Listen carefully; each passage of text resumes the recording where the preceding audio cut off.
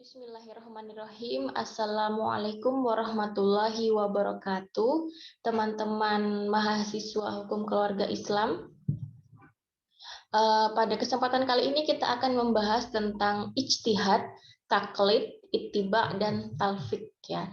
Jadi ini adalah pembahasan yang menarik, yang kemudian nanti kita akan tahu kita ini termasuk yang muqallid, atau mujtahid, atau muttabi, atau apa ya, nanti kita akan bahas ini. Yang pertama adalah ijtihad ya, ijtihad. Dari awal pertemuan kita selalu familiar dengan istilah ini ya, ijtihad, mujtahid gitu. Sebenarnya apa sih ijtihad itu? Secara etimologi atau secara bahasa berasal dari kata jahada, yujahidu ya, ajtahidu, jihadun, ajtahidun. Pengerahan segala kemampuan untuk mengerjakan sesuatu yang sulit.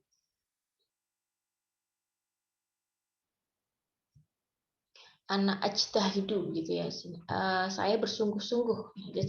Secara etimologi adalah pengarahan segala kemampuan untuk mengerjakan sesuatu yang sulit.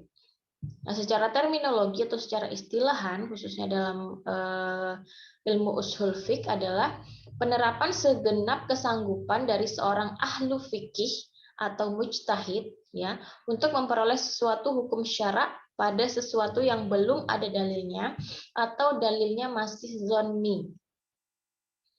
Jadi ijtihad itu adalah pengerahan segenap kemampuan dari seorang ahli fikih untuk mengeluarkan hukum yang belum ada dalilnya atau dalilnya itu masih zonni ya. Jadi misalnya untuk merumuskan rukun wudhu misalnya. Nah, itu kan dikeluarkan dalilnya dari dalil syara di Al-Maidah ayat 6 itu. Nah, itu adalah ijtihad. Mujtahid, pengerapan untuk mengeluarkan hukum. Bedanya ijtihad dengan istimbat apa? Kalau istimbat itu mengeluarkan hukum, juga sama-sama mengeluarkan hukum dari nas, dari teks ya. Kalau ijtihad itu lebih kepada melakukan metodenya. Dengan metode apa? Dengan metode kiaskah. Jadi kalau istimbat itu murni dari teks, misalnya dari pengeluaran hukumnya dari kaidah kebahasaan, dari kaidah teks ya pokoknya ya. Tapi kalau ijtihad itu lebih menggunakan akal ya, menggunakan metode-metode seperti kias, istisan tuh. Tapi pada intinya istimbat dan juga ijtihad itu sama-sama mengeluarkan hukum. Nah, kemudian tersoal dengan ijtihad juga, ini tidak sembarangan orang bisa menjadi mujtahid atau orang yang berijtihad. Mujtahid ini orang yang berijtihad ya. Jadi tidak semua orang itu bisa menjadi mujtahid ya. Siapakah mereka yang bisa menjadi mujtahid? Nah, syarat-syaratnya ada. Ada dua, ya dibagi menjadi dua dari aspek keilmuan. Dari aspek keilmuan yang pertama dia harus mampu berbahasa Arab. Mampu berbahasa Arab ini bukan hanya bisa bahasa Arab ya, tapi juga dia mengerti kaidah-kaidah bahasa Arab, mulai dari nahwu, shorof ya. Kemudian semuanya dari kaidah-kaidah itu. Jadi dia sudah benar-benar menguasai kaidah kebahasaan ya. Dari aspek bahasa tuh dia sudah mengetahui, sudah paham, sudah benar-benar paham. Kemudian yang kedua adalah memahami Al-Qur'an. Memahami Al-Qur'an semuanya ya, dari mulai ilmu ulumul Qur'an, mulai dari pengetahuan tentang asbabun nuzul, kemudian nasih mansuh, gitu ya. Itu dia paham. Kemudian yang ketiga adalah memahami hadis. Memahami hadis juga sama, dia mengetahui tentang hadis-hadis hukum ya, dia paham. Kemudian hafal hadis, hafal hadis-hadis tentang hukum Islam, tentang hukum syara itu mereka hafal. kemudian mengetahui juga tentang riwayat rawi, tentang perawi yang sahih itu seperti apa, yang akhwah itu bagaimana, mereka paham. Ya. Kemudian yang keempat, memahami ushul fiqh. Nah, ini juga ya syarat utama ya. Pijakan umum, pijakan dasar ya, pijakan dasar berijtihad adalah harus memahami usul fiqh. Tidak bisa kalau tidak paham usul fiqh. Kaidah-kaidah usul fiqh harus paham.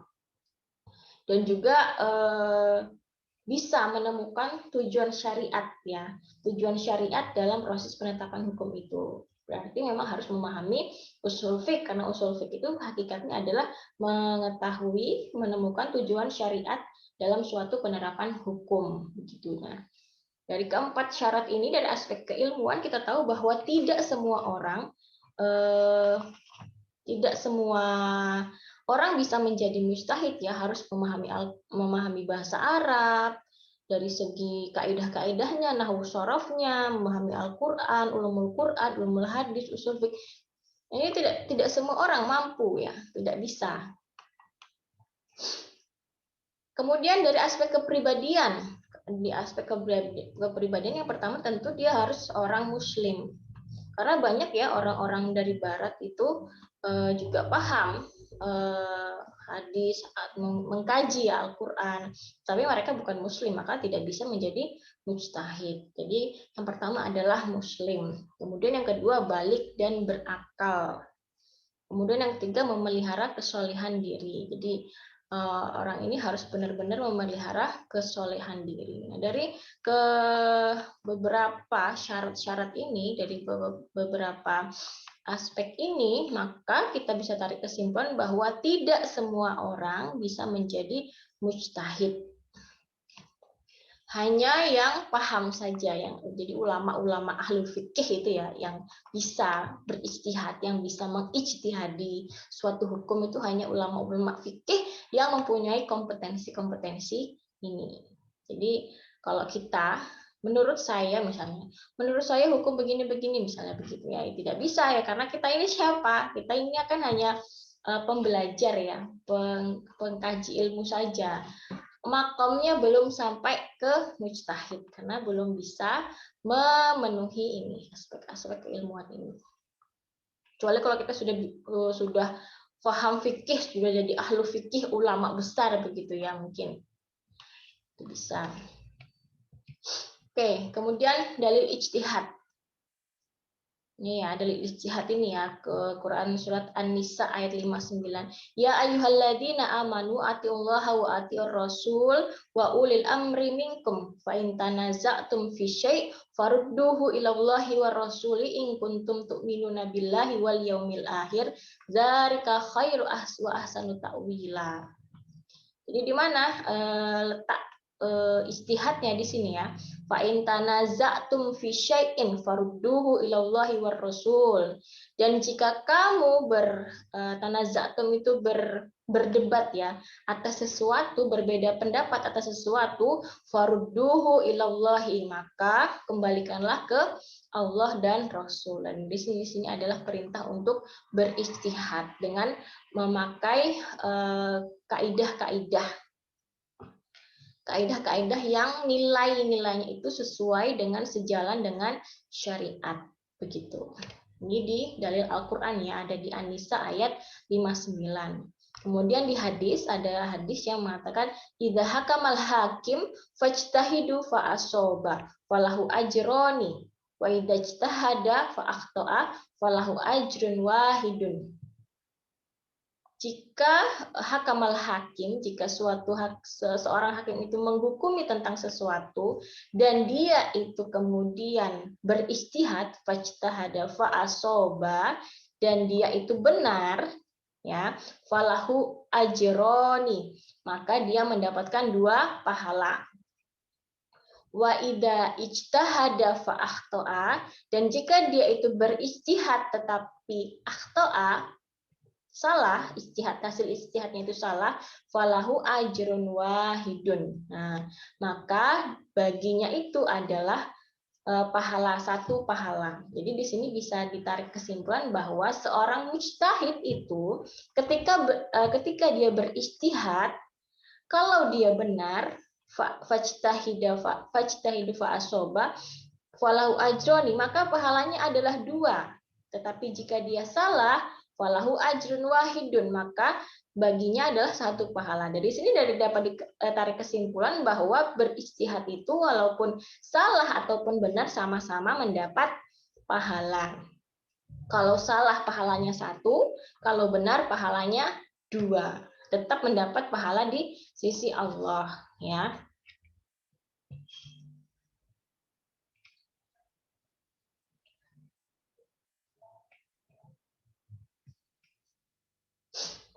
Nah, dalil ini juga yang bisa menjawab pertanyaan bagaimana jika pendapat yang kita ikuti itu salah misalnya. Bagaimana jika mazhab yang kita ikuti itu ternyata salah. Nah, dalil ini bisa dipakai ya. Jadi, walaupun salah tetap mendapat pahala 1. Dan jika benar pahalanya 2. Begitu ya. Jadi ada 2 pendapat terkait dengan kebenaran dalam pendapat-pendapat itu ya. Ada yang mengatakan bahwa kebenarannya itu tunggal, kebenarannya hanya milik Allah. Itu terbagi menjadi dua kelompok, yaitu ada kaum Musawwibah dan juga Mukhati'ah ya. Berbeda pendapat tentang kebenaran dalam Islam. Ya. Golongan yang berpendapat bahwa kebenaran itu tunggal, ya, jadi kebenaran itu hanya milik Allah, itu kelompok Mukhati'ah. Jadi pendapat mereka ini ya pendapat dari semua pendapat ahli madhab itu, pendapat ahli fikih itu hanya Allah yang tahu, hanya 1 yang benar dan hanya Allah yang tahu. Jadi hanya satu yang benar dan yang lain itu keliru. Itu pendapat Mukhati'ah. Lalu ada juga yang namanya kaum Musawwibah. Mereka ini berpendapat bahwa kebenaran itu tidak tunggal tapi plural. Jadi semua pendapat dalam fikih itu benar menurut mereka. Tetapi ya pendapat mana yang paling benar menurut Allah itu hanya 1 dan Allah lah yang tahu begitu ya. Jadi ada terbagi menjadi 2 itu tentang kebenaran. Jadi yang pertama itu mengatakan bahwa dari semua pendapat ahli fikih itu hanya 1 yang benar dan hanya Allah yang tahu. Itu Mukhati'ah. Kalau yang Musawwibah itu mengatakan bahwa semua pendapat ahli fikih itu benar, tetapi pendapat yang paling benar menurut Allah itu hanya Allah yang tahu. Jadi itu ya. Oke. Itu tadi ijtihad ya, ijtihad. Sekarang taklid ya. Secara etimologi taklid itu adalah mengalungkan atau kalung yang disematkan seseorang kepada orang lain. Dengan kata lain, orang yang taklid itu berarti telah membebankan seluruh tanggung jawab hukum ke pundak mujtahid yang dia ikuti, seperti kalung yang disematkan seseorang ke leher orang lain. Jadi mengikuti ya. Secara terminologis, beramal berdasarkan pendapat orang yang dianggap mengerti sumber hukum Islam tanpa berdasarkan dalil. Maksudnya dia tidak tahu dalilnya, hanya ikut-ikutan saja.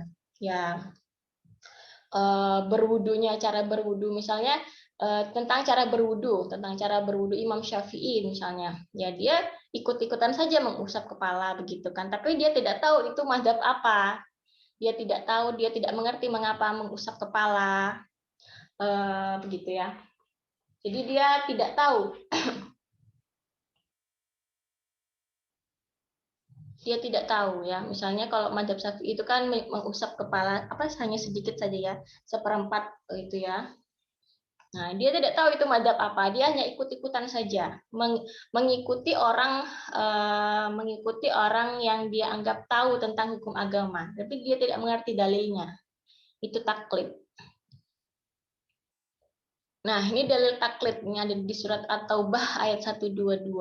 Wa makanal mu'minuna liyaghfiru kafah falaula nafaru min kulli firqatin minhum ta'ifatal liyatafaqahu fid-din wal yundiru qaumahum idza raja'u ilaihim la'allahum yahdharun. Tidak sepatutnya bagi mukminin itu pergi semuanya ke medan perang Mengapa tidak pergi dari tiap-tiap golongan di antara mereka beberapa orang untuk memperdalam pengetahuan mereka tentang agama dan untuk memberi peringatan kepada kaumnya apabila mereka telah kembali kepadanya, supaya mereka itu dapat menjaga dirinya. Nah, dari ayat ini kita bisa tahu bahwa tidak semua orang mukmin itu diperintahkan untuk perang ya. Jadi Allah mengatakan bahwa janganlah semua dari kamu itu berperang. Tinggalkan sebagian di antara kalian itu, tiap-tiap golongan di antara mereka itu, beberapa orang untuk memperdalam ilmu pengetahuan mereka tentang agama. Yatafaqahu fid din itu ya, untuk memperdalam agama. Supaya apa? Supaya nanti orang-orang yang ikut berperang tadi itu ketika pulang itu bisa bertanya tentang agama kepada orang-orang yang memperdalam ilmu agama ini. Jadi orang-orang yang berperang tadi kan tidak memperdalam ilmu agama. Jadi mereka tidak tahu, tidak mengerti karena mereka berperang. Nah, itu bisa bertanya kepada orang-orang yang yatafaqahu fiddin ini tadi, yang memperdalam agama itu tadi. Nah, inilah dasar taklid, mengikuti ya, mengikuti orang-orang yang memperdalam agama itu. Kemudian ada di surat Al-Anbiya ayat 7. Fas'alu ahla dzikri in kuntum la ta'lamun. Maka tanyakanlah olehmu kepada orang-orang yang berilmu jika kamu tidak mengetahui. Ini adalah taklid ya, mengikuti. Jadi gampangnya itu taklid itu adalah mengikuti tanpa tahu dasar agama, tanpa tahu dasar dalilnya. Jadi ikut saja dia percaya bahwa orang yang dia ikuti itu paham agama, kemudian dia ikut saja tanpa dia tahu mengapa, apa dasarnya, itu dia tidak tahu. Itu taklid ya. Kemudian macam-macam taklid. Nah, ada 3 ini ya, ada taklid yang haram, ada taklid yang mubah, dan ada taklid wajib. Taklid haram itu mengikuti kebiasaan nenek moyang yang bertentangan dengan Al-Quran dan hadis. Itu haram ya, tidak boleh ya mengikuti kebiasaan nenek moyang yang itu bertentangan dengan Al-Quran dan hadis. Kemudian taklid orang awam kepada orang awam. Nah, ini juga tidak diperbolehkan ya. Kalau orang awam itu kan tidak tahu agama, tidak tahu hukumnya, tidak tahu bagaimana hukumnya ya, tidak tahu pengistinbatan hukumnya. Jadi tidak mungkin ya, tidak boleh mengikuti orang awam itu. Kalau misalnya dia berfatwa misalnya, ya fatwanya itu tidak sah untuk diikuti. Misalnya orang mengaku-ngaku menjadi nabi misalnya, lalu diikuti. Nah, tidak bisa ya, karena itu adalah orang awam. Kemudian mengikuti pendapat seseorang yang diketahui salah. Nah, jika sudah tahu itu salah, ya jangan diikuti, tidak boleh. Kalau sudah tahu itu salah dan tidak benar, ya haram untuk diikuti. Kemudian taklid mubah. Taklid mubah itu adalah mengikuti seorang mujtahid tentang hal yang belum diketahui dalilnya, tetapi harus menyelidiki kebenarannya. Taklid mubah ini ya mengikuti seorang mujtahid ya, seorang mujtahid. Mengikuti pendapat imam madhab. Nah, tapi ketika dia mengikuti itu, dia bisa menyelidiki kebenarannya. Jadi dia tidak hanya mengikuti, tapi juga mengetahui, menyelidiki dasar dari hukum yang diikuti itu. Ini terkait dengan taklid mubah ini nanti jadi ittiba nanti ini ya, lebih kepada ittiba. Kalau taklid mubahnya lebih kepada ittiba. Jadi dia tidak hanya mengikuti ya, tidak hanya mengikuti buta atau tidak hanya mengikuti taklidul a'ma, tidak ya, tapi dia juga menyelidiki kebenarannya, dilihat dasarnya apa. Taklid mubah ini lebih kepada ittiba nanti ya. Kemudian taklid wajib. Nah, wajib adalah mengikuti sunnah Rasulullah. Ini taklid. Oke, kemudian selanjutnya adalah ittiba. Secara etimologis ittaba yattabi'u ittiba'an atau mengikuti. Mengikuti ya. Kalau taklid tadi kan mengalungkan ya, menyandarkan ya, mengalungkan. Kalau taklid bedanya ya. Kalau taklid tadi kan mengalungkan ke leher orang lain. Jadi dia orang lain kemana dia ikut aja ya. Dia mengikuti saja begitu. Kalau ittiba ini lebih kepada mengikuti dalam artian bukan mengikuti yang ikut saja tidak, tapi dia lebih mengetahui dasar hukumnya. Kalau sesuai dia ikut, kalau tidak ya tidak ikut begitu. Secara terminologis menerima pendapat seseorang dalam sebuah hukum syariat dan dia mengetahui dalil-dalilnya. Jadi perbedaannya taklid dan ittiba tadi, kalau taklid itu tidak tahu dasar hukumnya, jadi hanya ikut saja dengan orang itu, dengan pendapat yang dia anggap benar, maksudnya pendapat orang yang dia tahu bahwa orang itu benar ya, ikut saja ya kalau taklid. Nah, kalau ittiba dia mengikuti, menerima pendapat itu karena dia tahu bahwa dalil-dalilnya itu benar, karena dia tahu sudah menyelidiki dasar hukum yang dia ikuti pendapatnya itu benar menurut dia begitu. Jadi kalau ittiba ini makomnya ini lebih kepada dia sudah mengetahui ya, lebih berilmu ya orang yang muttabi. Kalau orang yang ittiba mengikuti kan namanya muttabi. Nah, kita apalagi teman-teman mahasiswa syariah ini harusnya makomnya sudah di sini, ittiba di sini ya. Karena apa? Karena teman-teman kan sudah mengetahui ya, belajar tentang syariat Islam, belajar tentang hukum Islam.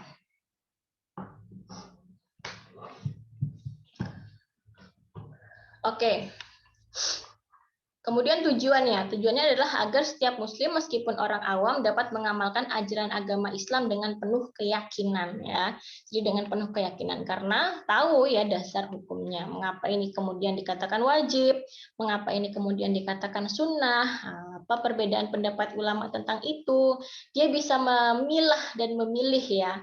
Kemudian dia memilih yang menurut dia pendapat itu paling benar, dan kemudian karena dia tahu itu paling benar menurut dia, maka dia mengerjakannya, mengamalkannya dengan penuh keyakinan. Oke, ini ada larangan taklid, perintah ittiba. Ini ada dari Imam Abu Hanifah, idza as-sahal hadis fahuwa madhabi. Jika suatu hadis itu sahih, maka itulah madhabku, kata Imam Abu Hanifah. Jadi maka ikutilah ya. Aku itu, madhabku itu berdasar pada hadis yang sahih, begitu kata Imam Abu Hanifah. Kemudian la yahillu li ahadin an ya'khudha biqaulina ma lam ya'lam aina akhadnahu. Ini juga kata qaulnya Imam Abu Hanifah ya. Tidak halal bagi seseorang mengikuti perkataan kami bila dia tidak tahu dari mana kami mengambil sumbernya. Nah, di sini kan sudah diketahui bahwa janganlah kalian itu ikut-ikutan ya, ikut-ikutan tanpa mengetahui dari mana sumbernya. Jadi ini kan berarti kan perintah untuk ittiba, mengikuti dengan mengetahui sumber dalilnya, bukan taklid. Kalau taklid kan tidak mengetahui sumber dalilnya ya. Lalu bila kalian menemukan dalam kitabku sesuatu yang berlainan dengan hadis Rasulullah, peganglah hadis Rasulullah itu dan tinggalkanlah pendapatku. Nah, ini juga isyarat untuk melakukan ittiba atau menjadi muttabi, bukan jadi muqallid, tetapi harus menjadi muttabi. Belajar dulu, selidiki dulu. Jika kalian menemukan sesuatu itu berlainan dengan hadis Rasulullah dalam kitabku itu, maka pakailah hadis Rasulullah itu. Nah, ini kan berarti kan untuk kritis lagi, untuk lebih kritis, tidak hanya taklidul a'ma. Taklidul a'ma itu ya mengikuti tanpa tahu apa-apa, itu taklidul a'ma, itu tidak boleh ya. Harusnya kita menjadi yang ittiba atau muttabi, yang mengerti, yang mengikuti pendapat, tapi juga mengetahui dasar hukumnya. Oke, sekarang taufik. Nah, dalam ittiba itu, dalam mengikuti itu, ada yang namanya taufik. Apa itu taufik? Secara bahasa atau secara terminologis itu adalah lafaqoyal fakku atau menjahit. Menjahit ya. Secara terminologis adalah beramar dalam suatu masalah atas dasar hukum yang terdiri dari kumpulan atau gabungan mazhab. Nah, jadi taufik ini bahasa gampangnya itu lebih kepada intiqalul madhab ya, berpindah-pindah madhab. Jadi tidak hanya menggunakan satu madhab. Misalnya bermadhab Syafi'i, mengatakan bahwa dia bermadzhab Syafi'i, tapi di lain waktu juga menggunakan madzhab Hanafi dalam satu amalan misalnya. Ini talfik, berpindah-pindah madhab. Nah, tentang talfik ini, misalnya ya contohnya, saya beri contoh. Misalnya, ketika kalau madhab Syafi'i itu kan air yang kurang dari 2 kullah itu kan tidak airnya suci tapi tidak mensucikan, itu kan madhab Syafi'i ya, itu kan madhab Syafi'i. Jadi air yang kurang dari 2 kullah itu airnya suci tapi tidak bisa mensucikan. Jadi tidak bisa dipakai untuk mandi junub misalnya, atau untuk berwudu misalnya, tidak bisa. Itu menurut madhab Syafi'i. Tetapi ketika kita misalnya kita ini bermadhab Syafi'i. Nah, tetapi kemudian kita ada di dalam satu keadaan di mana kita itu terjebak dalam satu keadaan di mana misalnya hanya ada air sedikit, tidak sampai 2 kullah misalnya. Airnya sedikit sekali, tapi kita mau sholat, mau berwudu. Nah, kalau kita mengikuti madhab Syafi'i kan tidak bisa untuk berwudu, dipakai untuk berwudu. Nah, maka kemudian kita menggunakan madhab Hanafi itu ya, boleh ya. Kemudian boleh digunakan bahwa air itu suci. Semua air itu suci. Jadi boleh digunakan untuk berwudu, bisa, sah saja begitu. Nah, itu namanya talfik ya. Jadi intiqalul madhab bila madhabil ukhra, talfik. Atau misalnya contohnya ya, kalau misalnya berjilbab misalnya. Kalau kita kan orang Indonesia itu sebenarnya madhabnya kan Syafi'i ya. Madhabnya kan Syafi'i ya, kebanyakan ya, mayoritas ya. Tetapi sebenarnya dalam amalannya itu juga mempraktekkan talfik, contohnya dalam berjilbab saja. Kalau nuruti madhab Syafi'i, maka kita harus bercadar, perempuan itu harus bercadar. Karena batas aurat menurut Imam Syafi'i itu ya seluruh badan ya, kecuali mata saja ya, semua badan harus dihijab begitu menurut Imam Syafi'i. Tapi kan kemudian pada prakteknya ternyata orang Indonesia kan berjilbabnya kan yang seperti kita lihat itu ya. Jadi mata dan muka dan telapak tangan itu batasnya adalah, jadi itu pakainya malah madhab Hanafi. Nah, itu namanya talfik. Jadi tidak semua amalan itu menggunakan satu madhab. Jadi berpindah-pindah disesuaikan dengan keadaan. Oke, nah bagaimana pendapat para ulama tentang talfik ini misalnya? Nah, ini ada 3 pendapat ini. Yang pertama adalah pendapat yang menerima dan yang menolak. Pendapat yang menolak ini berpendapat bahwa talfik adalah sikap plin-plan dan cari kemudahan. Ya. Jadi plin-plan, menurutnya plin-plan itu tidak boleh. Tidak boleh bersikap plin-plan. Kalau sudah madhab Syafi'i ya sudah ikut madhab Syafi'i saja, tidak boleh berpindah-pindah begitu. Kemudian ada juga pendapat yang menerima. Nah, pendapat yang menerima ini berpendapat bahwa ada ya dikatakan bahwa amila madhabalahu, bahwa orang awam itu tidak punya madhab. Jadi tidak orang awam, orang yang tidak tahu agama, maksudnya orang awam gitu ya, itu tidak punya madhab. Jadi boleh talfik sesuai keadaan. Jadi dia boleh intiqalul madhab sesuai dengan keadaan dia. Sesuai dengan keadaan dia. Karena pesan Nabi untuk mempermudah masalah ibadah. Ad-dinu yusrun ya. Jadi kata Nabi kan agama itu mudah. Kalau di ayat Al-Qur'an itu kan juga ada yuridukumul yusra wala yuridukumul usra. Jadi Allah itu menghendaki kemudahan dan tidak menghendaki kesulitan ya. Jadi ini dasar dari yang menerima itu. Jadi orang awam itu tidak punya mazhab, jadi boleh intiqalul mazhab sesuai keadaan. Misalnya keadaannya tidak memungkinkan untuk melakukan talfik, maka maksudnya keadaannya tidak memungkinkan untuk melakukan sesuai dengan mazhab yang dia pegang, misalnya boleh berpindah. Jadi sifatnya adalah untuk mempermudah saja begitu. Nah, kemudian ada pendapat yang di tengah-tengah. Jadi menurut mereka itu harus dilihat dulu apakah mazhab yang dipakai itu tidak saling membatalkan. Jadi dalam satu amalan misalnya itu tidak saling membatalkan. Jadi berpindahnya atau intikal mazhabnya itu bukan dari satu amalannya. Bukan misalnya contohnya berwudu. Berwudunya dengan cara Syafi'i. Kalau cara Syafi'i itu kan misalnya hanya menyapu seperempat kepala. Seperempat kepala. Misalnya ya dia cara berwudunya dengan cara Syafi'i. Tetapi misalnya ketika itu dia kemudian bersentuhan dengan wanita. Kalau bersentuhan dengan wanita itu kan seharusnya batal ya menurut mazhab Syafi'i. Tetapi kemudian dia tidak membatalkan wudunya karena dia mengikuti mazhab Hanafi. Nah, yang seperti ini menurut pendapat yang di tengah-tengah itu tidak diperbolehkan. Tidak diperbolehkan karena saling membatalkan. Tetapi kalau ulama yang menerima tentu boleh-boleh saja karena itu adalah sifat kemudahan. Misalnya kan karena misalnya ketika itu dia sedang bersentuhan wanitanya itu ketika sedang tawaf misalnya.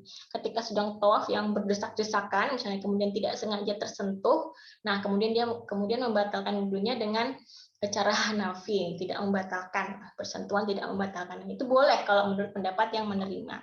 Tapi kalau pendapat yang di tengah-tengah ini, maka itu tidak boleh karena itu saling membatalkan. Seharusnya kalau dia maunya berwudunya itu tidak batal dengan sentuhan wanita, maka harusnya berwudunya dengan cara Hanafi seperti itu. Oke. Bermadhab itu tidak identik dengan taklid yang berarti mandek dan mengikuti pendapat orang lain tanpa mengetahui dasar hukum atau alasan hukumnya. Bermadhab selalu diikuti dengan ekliptisisme dan ini boleh dilakukan asal tidak dengan niat mencari kemudahan. Nah, jadi ya bermadhab itu ya tidak hanya identik dengan ya udah kita ikut saja, misalnya pendapat madhab Syafi'i ya sudah kita ikut saja, tapi kita tidak tahu dasarnya. Jadi jangan sampai hanya taklid. Jadi makomnya itu sudah itiba atau mutabi.